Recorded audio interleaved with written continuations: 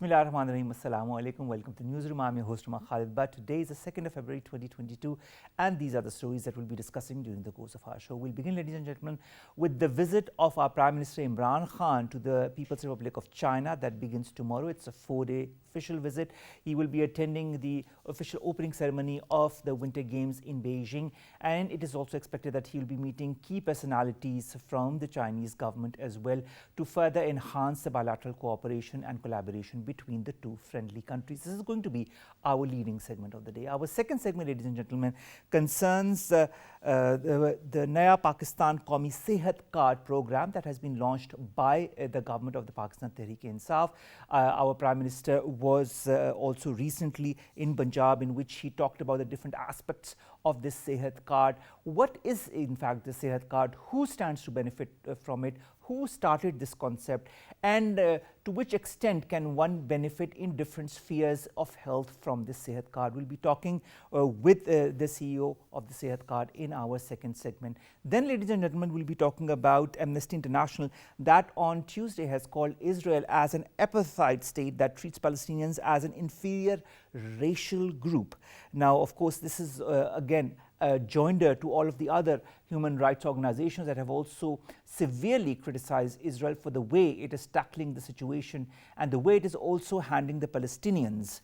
And there has been a sharp rebuke from the Israelis as usual, and they have asked Amnesty to retreat, to remove their statement concerning Israel. And our last segment, ladies and gentlemen, concerns Pakistan that rejected the utterly delusional and provocative remarks of a Bharatiya Janata Party minister that hoped for the integration of Azad Jammu and Kashmir in India under the leadership of Prime Minister Narendra Modi. The statement has been very strong, that has emanated from the Pakistani Foreign Office. This is going to be our last story. Let's begin, ladies and gentlemen, with the Pakistan-China, the long-standing iron brotherly friendship between the two countries, and of course the visit of our Prime Minister Imran Khan to the People's Republic of China for the inauguration of the Winter Olympics and also to meet key personalities there. More in the following report. The fraternal neighbors and all-weather strategic partners, China-Pakistan reflects idealist case of modern interstate relations. The ironclad bonhomie has reached a pinnacle that finds few parallels in the modern history, and hence, at the special invitation of Chinese leadership, Premier Imran Khan will be going on a 4-day visit to attend the opening ceremony of Beijing Winter Olympics Games 2022. Pakistan has been wishing China all success on this greatest sporting extravaganza, as Beijing Olympics would bring people together by passing on very important sentiments of friendship and goodwill.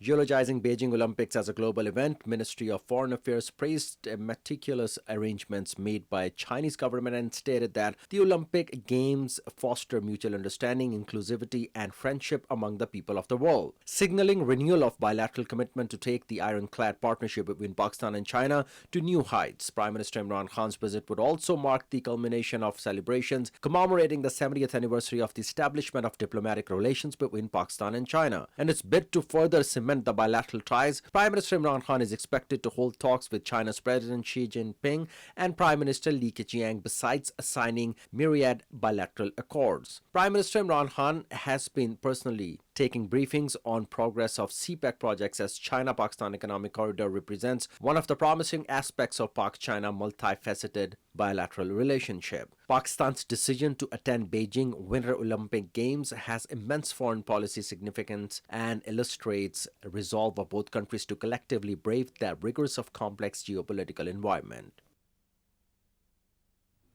Dr. Fazal Rahman, who is the director of PICS at the University of Sargodha, joins us online. Dr. Saab, thank you very much to have joined us. Dr. Saab, we all know the strong relationship and brotherhood that is between our two friendly countries, that is Islamic Republic of Pakistan and the People's Republic of China. How do you think this visit of our Premier will further enhance this? Definitely, this visit is taking place after a lapse of about 2 years. And during these 2 years, a lot of things have happened in regional and international terms. And there is an opportunity this time that the leadership of both the countries will discuss all these matters in detail and try to work out and calibrate their future policies and try to work out certain mechanisms to deal with the challenges which will be stemming out of these developments. Besides that, CPEC is going to be one of the areas of mutual interest which will be discussed by the leadership of the two countries. And besides that, I think the overall gesture of Pakistan participating in the Winter Olympics, our Prime Minister is there, is going to show to the world that, Pakistan and China relations are as strong as ever. And all the speculations which have been spread by the enemies of Pakistan China relations and interest will come to an end, because Pakistan has always stood by China, like China stood always by Pakistan in hour of need. At this point in time, China needs support of the friends, while the US, UK, and some other countries are not sending their diplomats and boycotting the Winter Olympics. So at this point in time, this is a very good gesture and a right gesture from Pakistani side to participate in that event. Dr. Saab, you pointed towards the changing geopolitical and geostrategic scenario of the region. And of course, there is a lot of happenings in this region across the world, whether it be the Ukraine crisis, whether it be the tensions between China and the United States. In this whole scenario, how important has Pakistan's role been? Pakistan is a very important player in this region, especially in the context of South Asia, Central Asia, West Asia. Pakistan is going to remain a very relevant actor. Now, if you look at the global alignments which are taking place, or the relationship, sort of between the big powers. So we see that, on one side, the China-US tensions are increasing day by day. The tensions are mounting, and the bitterness is there, and which can, sort of impact the recovery of global economy, and it has already, sort of impacted on that. Then Russia-US relations are again, sort of nosediving because of the Ukrainian issue. And then Russia-EU relationship, sort of are becoming more tense, and it could impact on the energy supplies of Europe and can create, sort of a lot of tensions, economic tensions between Russia and EU. Dr. Saab, our premier goes to China after 2 years. That you yourself said in the very beginning. Now, Pakistan and China have not only a time-tested friendship, but also collaboration on various fields. And you talked about one of the most important ones, that is the China-Pakistan Economic Corridor. How do you feel this mega project has been as far as further closing or cementing the bond between the two countries is concerned? And how important do you feel this visit of the Premier is going to further enhance that feeling that Pakistan is there for China and vice versa? Well, actually, CPEC has become, sort of the mainstay of Pakistan's economic and cultural engagement with China. So we see that since 2013, we have started equating Pakistan-China relations with CPEC. So the CPEC has become the mainstay of bilateral relationship. So it has moved, around 20 projects have been completed, around $24 billion of investment has come into Pakistan. As we have envisaged, although the CPEC has not really moved with that pace, because we did not understand the dynamics, how these things happen, because Pakistan never had this kind of economic engagement with any other country. But now we have learned, the problems of different systems, the problems of two different bureaucracies, the problems of the work management. So now we are going to give CPEC a very rational speed, a very rational tempo to follow through, because now we see that there are speculations. Many people have been saying that CPEC has slowed down, CPEC is not moving ahead. But the thing is that we should not expect that every 3 months or every 6 months there will be a new project coming up, and there is a new thing which we can claim that CPEC has achieved this. This is an ongoing project which will continue till 2030, and in the process there will be some moments which will be the moments for reconsidering, reevaluating, and fine-tuning the pace and the speed and the projects. For example, in our special economic zones, I think the progress is gradually picking up. Why is it gradually picking up? Because we have no experience of dealing with such kind of mega projects, and the Chinese are helping us, in designing and formulating that. And we have to also do our homework in a great detail. So we are learning all these processes gradually, and CPEC is going to go ahead with whatever we are expecting from it, that it is going to benefit the socio-economic development of the country. True. Dr. Saab, also, we have a Pakistani contingent that is going to the Winter Olympics that are going to be held in Beijing, and of course, our Premier will be representing Pakistan over there. At the same time, there are also talks of a number of MOUs and agreements that are going to be signed between the two brotherly countries. Now, Pakistan and China both can benefit a lot in the different spheres, whether it be the IT sector, whether it be trade, or whether it be investment in different spheres. Do you feel that both countries could look into avenues that haven't been explored as of yet? Well, actually, most definitely. So I have been emphasizing on the fact that, we should not just confine everything or link everything to CPEC. CPEC is a very particular, it's a very specific project, and we should take it as it is. There are other avenues, there are ample areas of bilateral cooperation, and we should concentrate on them with equal enthusiasm. For example, this time, I think our delegation, our cabinet members, they are prepared to talk to the Chinese businessmen and ask them to invest in 6-7 areas, which are the areas of Chinese interest where they can invest and can have good returns. For example, textile is one area, footwear is another, pharmaceutical industry, furniture, agriculture, automobile, information technology. All these areas are which are not directly linked with CPEC, but they are very potential areas. They have a huge potential for the Chinese investors. But the Chinese investors, certainly will concentrate on Pakistan if we could also carry out some kind of internal reformation. Especially, we need to present ourselves that we have consistency in our policies, and we have, like sustainable policies to support the foreign investment in the country. Dr. Saab, you talked about certain lacunas, certain questions that you think that the Chinese side are going to raise as far as the future of Pakistan-China relationship in the economic field is concerned. You highlighted two of those concerns. Are there some other concerns that you feel the Chinese have as far as investing in Pakistan is concerned? Well, actually, yes, there's a issue of taxation. There are some issues of the red tapeism. Then security is one of the primary issue for all the companies who wants to invest in Pakistan. So all these issues combined together can create a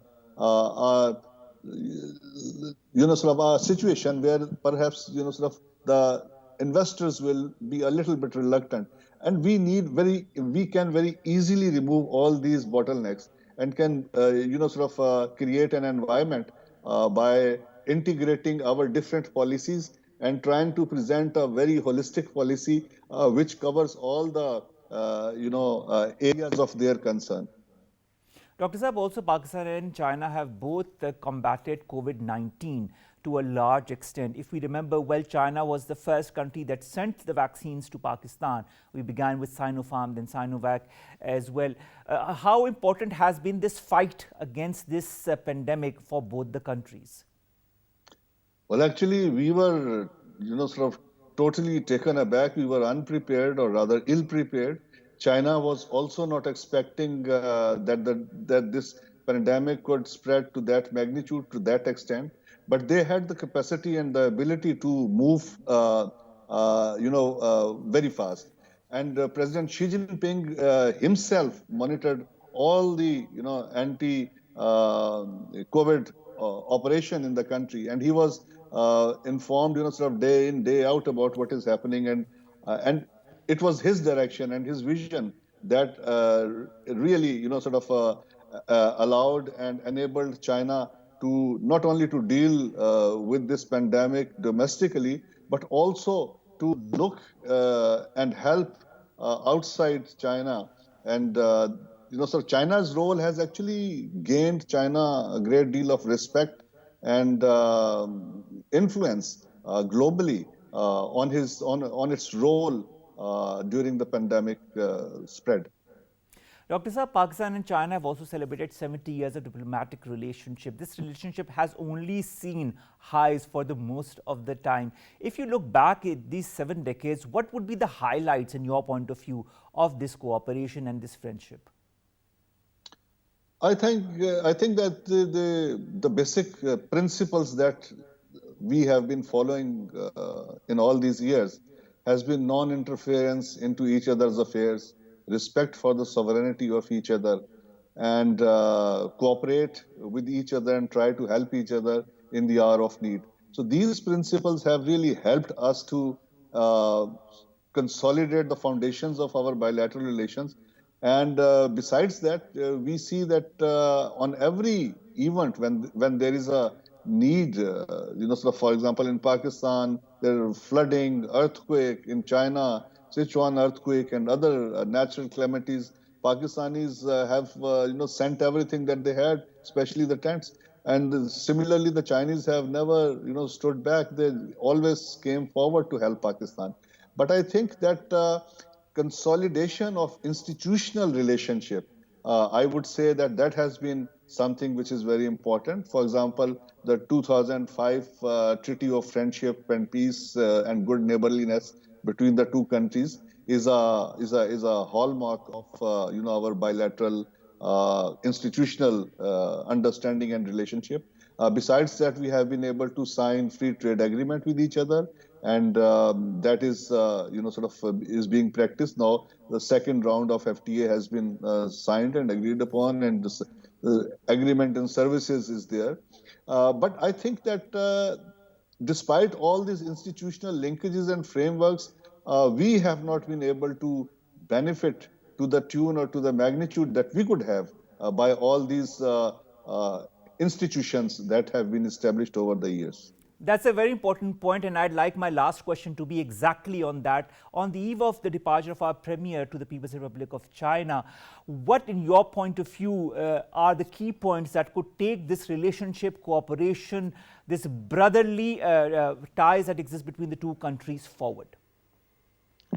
I think that the most important thing is that we need to learn and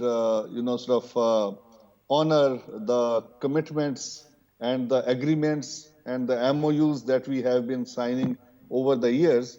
We have signed hundreds of MOUs, dozens of agreements, but the implementation side has always been weak.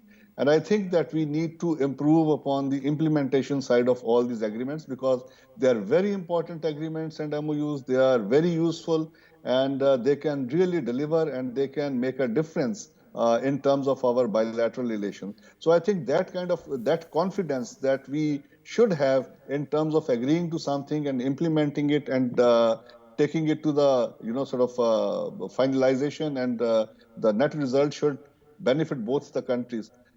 Besides that, I think we need to give confidence to the Chinese side that our policies will remain consistent, and our policies will remain investment friendly, and we will protect the interest of the investors, and at the same time we will try to make rules and regulations which will take care of their concerns. Thank you very much, Dr. Fazal Rahman Saab, to have joined us and to have talked so extensively about the gamut of relationship between the Islamic Republic of Pakistan and the People's Republic of China. May this friendship become even stronger, and may the visit of our Premier be one of the key elements in further strengthening that bond. Thank you very much, sir, to have joined us. Thank you for having me. Ladies and gentlemen, let's come to our second segment, and that segment concerns, of course, the Sehat card, the Naya Pakistan Qaimi Sehat card program, which is going to revolutionize the health sector of Pakistan and the people of Pakistan, because they are going to have access to the health facilities. Those who could not afford those health facilities will now be able to access it thanks to this health card. More in the following report. The healthcare system of country and its inclusivity, quality and access to those living below poverty line defines the welfare credentials of a state. Underlining a big leap towards welfare state, Premier Imran Khan launched the Naya Pakistan Qaimi Sehat Card scheme to provide health insurance to families across Punjab, Islamabad, Azad Kashmir, Gilgit-Baltistan and Third Parker. Exhibiting a groundbreaking initiative, the scheme will provide free medical treatment to the people at government and private hospitals, such that each family can avail treatment worth 1 million rupees annually.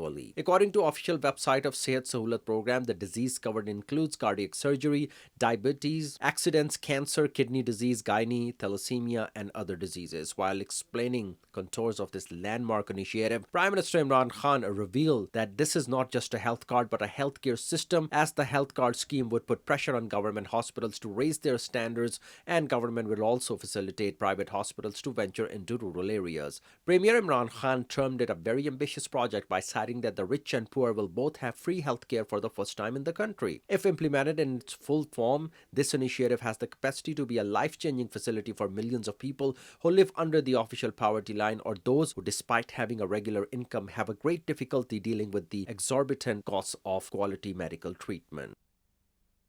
Now, to discuss this health card, what are the benefits, the facilities that the people of Pakistan are going to get, who got the idea of this health card? We've been joined by Muhammad Arshad Qaim Khani Saab, who's the CEO of Prime Minister's Sehat card program. Thank you very much, sir, to have joined us in the studios. Thank you, Omar. Thank you for inviting. No problem, sir. Sir, first of all, how did this idea of the health card generate? Omar Saab is very interesting, whether it's local or the international poverty surveys. Both the types of surveys indicates only one thing, why the families or the people fall below the poverty line. The number one reason identified by both the local surveys and the global surveys is catastrophic healthcare expenditure.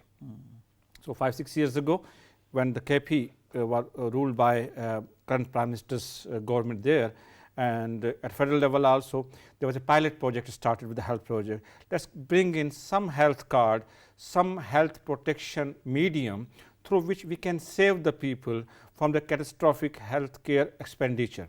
The level of income varies in every society, whether it's the developed countries or developing countries. And every family or every individual adjusts the life standard according to his income situation. But when it comes, if tomorrow at 3 a.m., either from my family or your family, some of our beloved or ourselves encounter with such a catastrophic expenditure for 1 million or so, like a cardiac bypass or something, what we should do and what an ordinary family can do. And especially in our society, where the 99% of the people earn less than 100,000 rupees a month. For such a humongous expenditure, what is going to be the solution? People cannot see their beloved to be die on the bed helplessly. They are going to sell their houses, their cattle, their jewelries, and their vehicles, everything. Of course. But still there are 50% chance that their beloved come back to the hospital after recovery. Agreed. But in both the cases, the family falls for the next 4 generations below the poverty line. The government of Pakistan decided to stop it and to provide a protection for a common Pakistani to save against this kind of situations. The Prime Minister very recently told about the huge budget of this program that is extremely important, I think, for the people of Pakistan. 400 billion rupees are going to be spent on the health insurance program in the country. It's a huge amount. How is it going to be distributed amongst the different provinces under the 18th Amendment, and how is the government going to tackle that everything goes on smoothly and there's no kind of negative element as far as the expenditures are concerned from the people as well? Because a lot of people will go in for genuine concerns, a lot of people will not. Omar Sahab, wherever I go, to any international forum to tell and narrate this story, or to any of the government officials or the international organizations, they ask me the same question. They say, a country like yours, where the economy is fragile and your situation is not good, you're always scared of the resources, how you can run such a kind of luxury initiative for not less than 234 million people? That's a huge number of people as well. We are going to universalize for 180 million by the 31st March 2022, just after 2 months.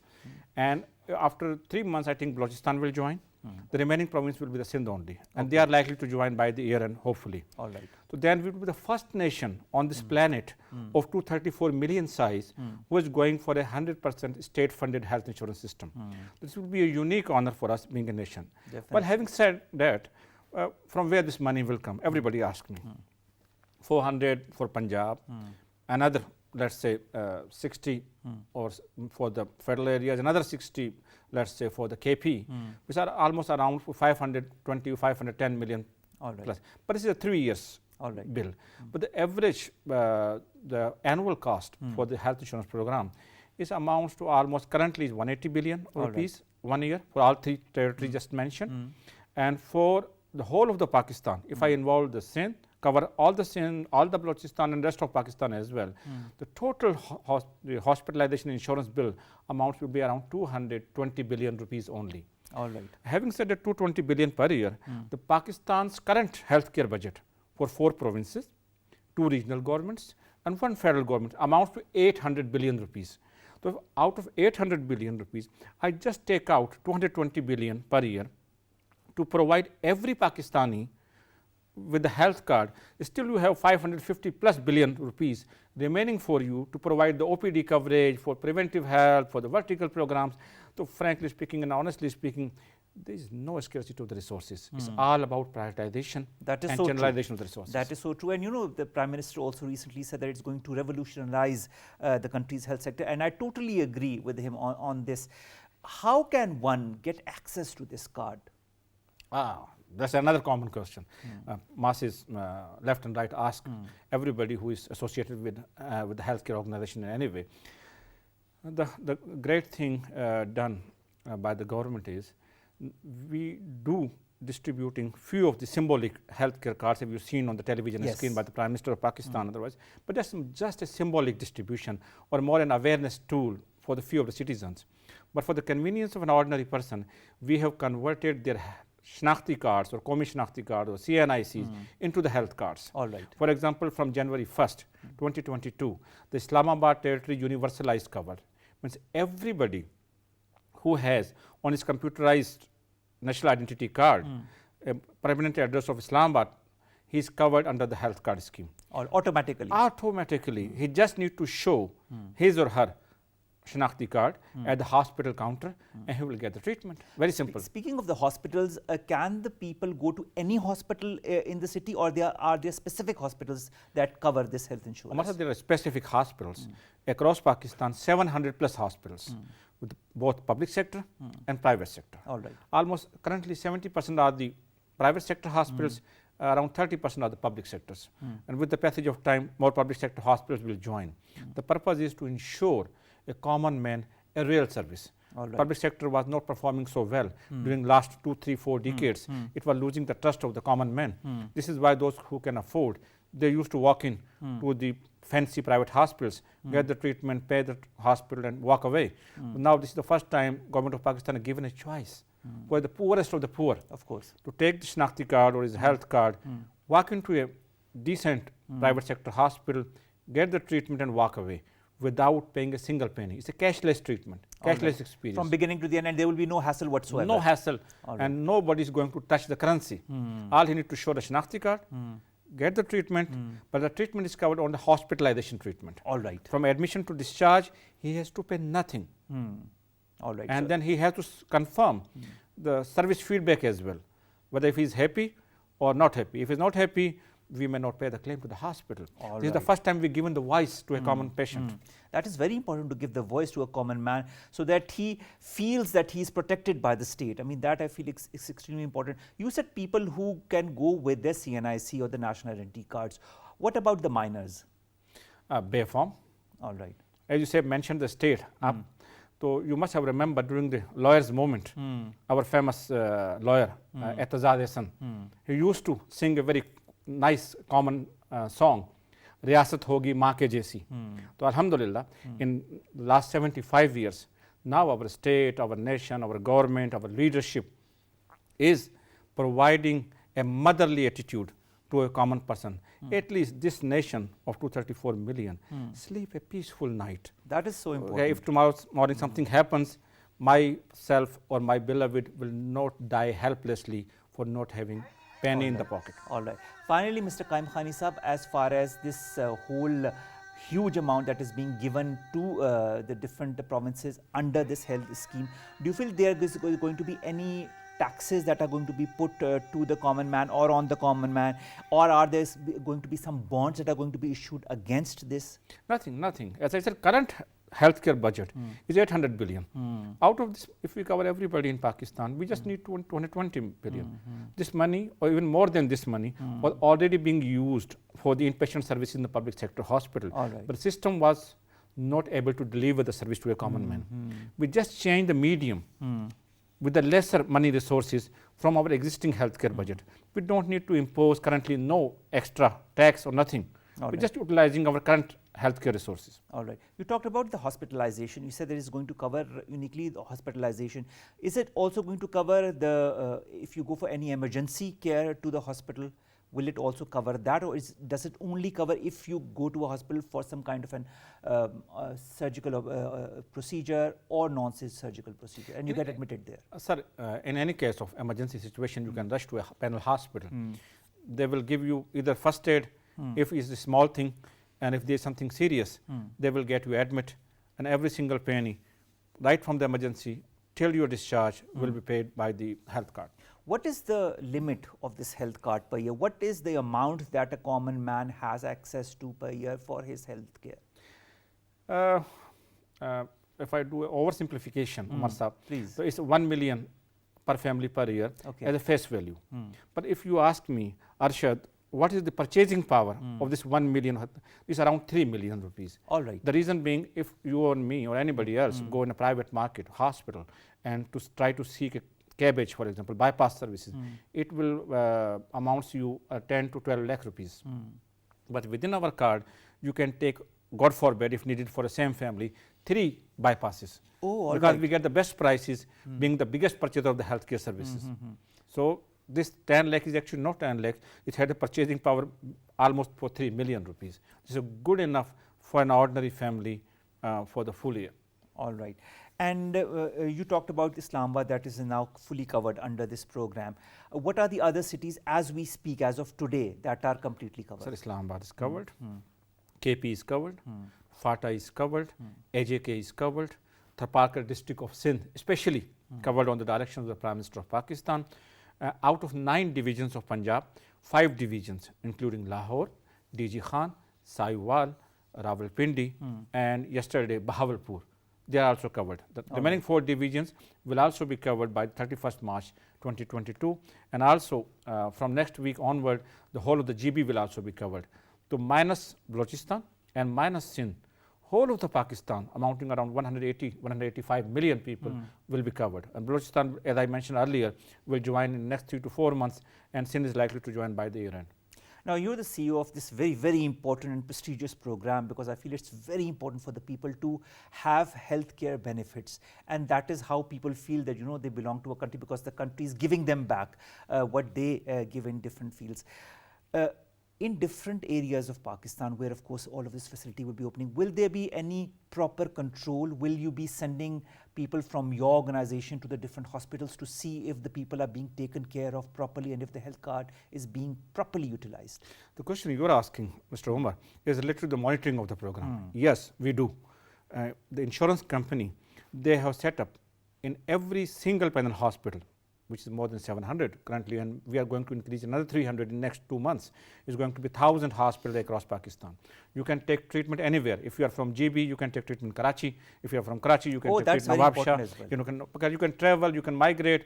You belong to one district in KP, but you're living in Punjab, or you're from Punjab, you're living in Karachi. Or you're on visit and you get sick. Exactly. That's not the condition. You can get anywhere. Hospital of your choice. All right. You get the treatment. All right. First. So in every hospital, as I mentioned earlier, the program was started initially for the vulnerable and the below poverty segments.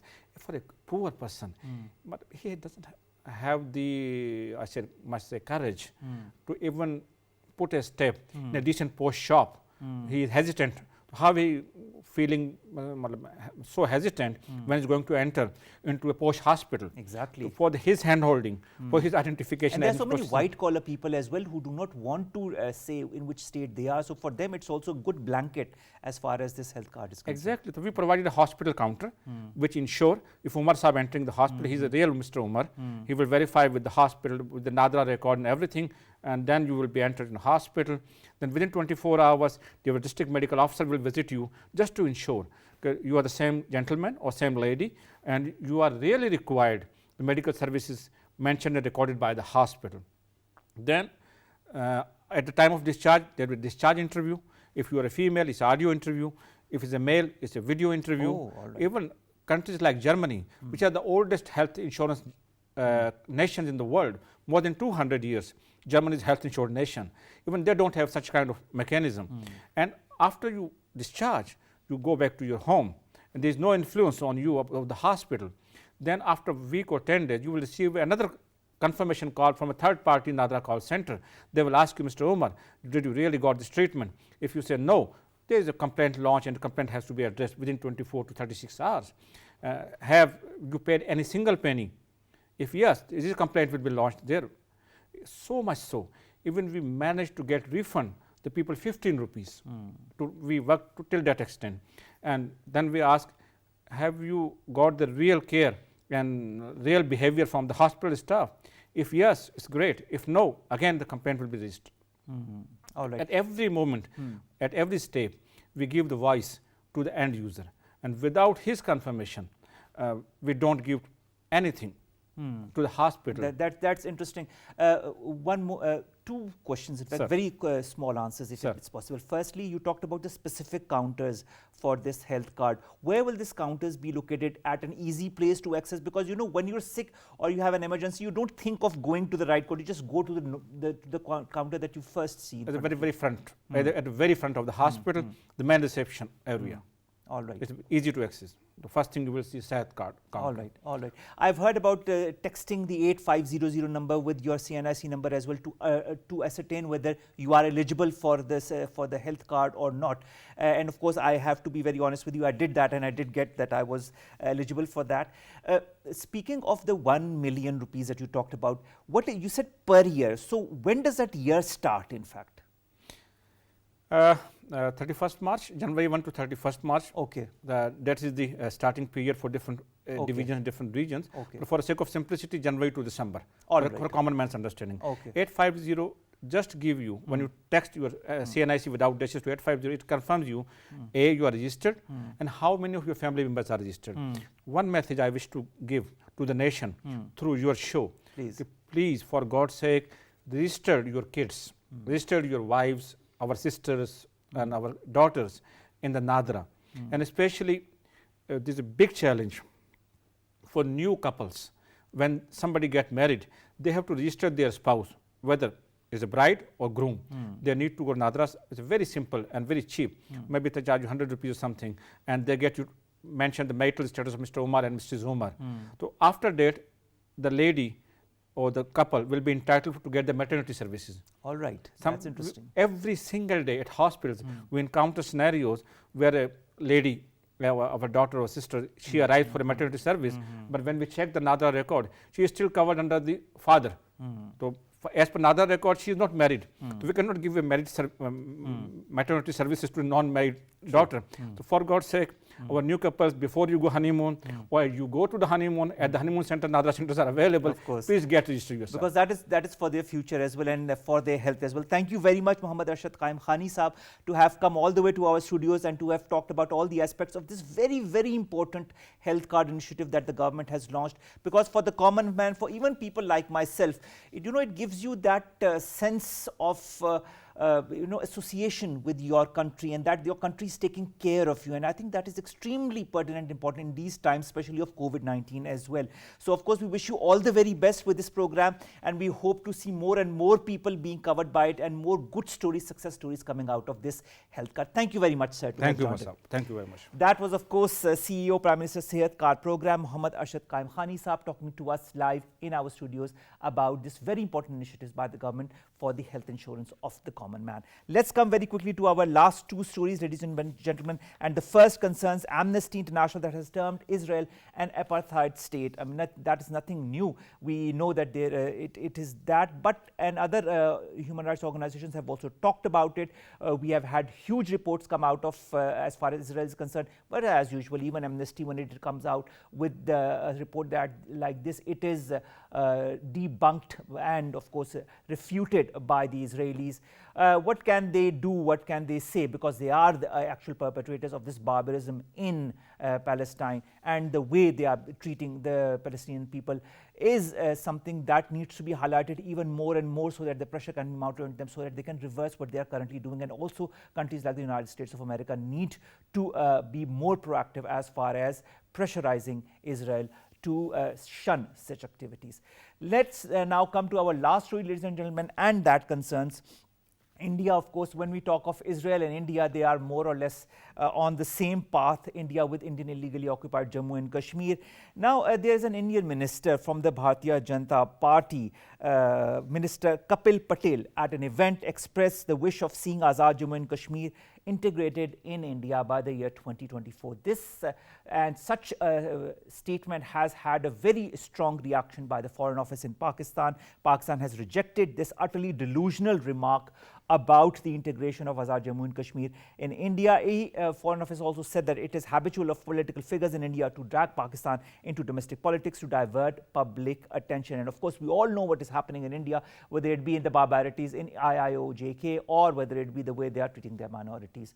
So of course, I think India needs to stop and really take care of what is happening within its own country.